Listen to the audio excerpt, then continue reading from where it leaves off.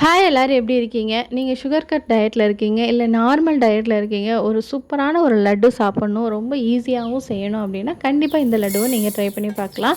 இப்போ இதுக்கு தேவையான பொருட்கள் எல்லாத்தையும் நம்ம ஒவ்வொன்னா வறுக்க ஆரம்பிச்சிடலாம். ஃபர்ஸ்ட்டு அடுப்புல பேனை வச்சுட்டு ஒரு 1/2 டம்ளர் அளவுக்கு உளுந்தம் பருப்பு எடுத்து, அதை நல்லா லோ ஃப்ளேம்ல இந்த மாதிரி லைட்டா ப்ரௌன் ஆகிற வரையும் வறுத்துக்கலாம்.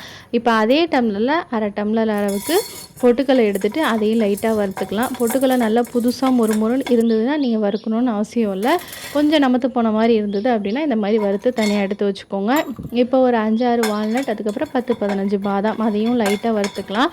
நீங்கள் பாதாம், வால்நட்லாம் வந்து உங்கள் டேஸ்ட்டுக்கு தகுந்த மாதிரி, இல்லை உங்கள் ப்ரிஃபரன்ஸுக்கு தகுந்த மாதிரி நீங்கள் கூடவோ குறையவோ சேர்த்துக்கலாம். இப்போ இதோட 1/4 டம்ளர் அளவுக்கு கசகசா எடுத்துகிட்டு அதையும் லைட்டாக வறுத்து எடுத்துக்கோங்க.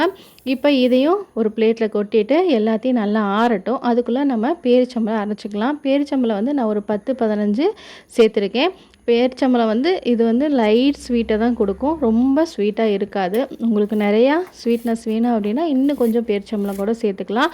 ஆனால் ரொம்ப நிறையா பேரிச்சம்பழம் சேர்த்துட்டிங்கனாலும் ரொம்ப கொல கொலன்னு வர ஆரம்பிச்சிடும். அதனால் உங்களுக்கு தேவையான அளவுக்கு நீங்கள் பேரிச்சம்பழம் பார்த்து முன்ன பின்ன சேர்த்துக்கலாம். இப்போ இதை நல்லா ஃபஸ்ட்டு பேரிச்சம்பழத்தை அரைச்சிட்டு நம்ம வறுத்து வச்சுருக்க பாதாம், அதுக்கப்புறம் பொட்டுக்கடலை எல்லாத்தையும் சேர்த்து நல்லா இந்த மாதிரி கொரன்னு அரைச்சிட்டு இதை அப்படியே ஒரு பிளேட்டில் கொட்டிட்டு 1 டீஸ்பூன் அளவுக்கு நெய் சேர்த்துட்டு நல்லா பிசைஞ்சுக்கோங்க. ஏன்னா நெய் அதிகமாக சேர்த்தணும்னு அவசியம் இல்லை. ஏன்னா நம்ம பேரிச்சம்பழம் சேர்த்துருக்கனால அதில் இருக்க ஈரப்பதமே நம்மளுக்கு நல்லா உருண்டை பிடிக்க வரும். அவ்வளோதான், சூப்பரான அருமையான உருண்டை சூப்பராக பிடிச்சாச்சு. இது வந்து நீங்கள் 1 வாரம் வரையும் ஸ்டோர் பண்ணி வச்சு சாப்பிட்லாம், கெட்டு போகாது. ஆனால் 1 வாரத்துக்கு மேலே நம்ம வைக்க முடியாது, ஏன்னா இதில் நம்ம பேரிச்சம்பழம் சேர்த்துருக்கோம். கண்டிப்பாக இது ரொம்ப ஈஸியானது, ட்ரை பண்ணி பாருங்கள். ட்ரை பண்ணி பார்த்துட்டு உங்களோட ஃபீட்பேக்கை கமெண்ட் செக்ஷனில் சொல்லுங்கள்.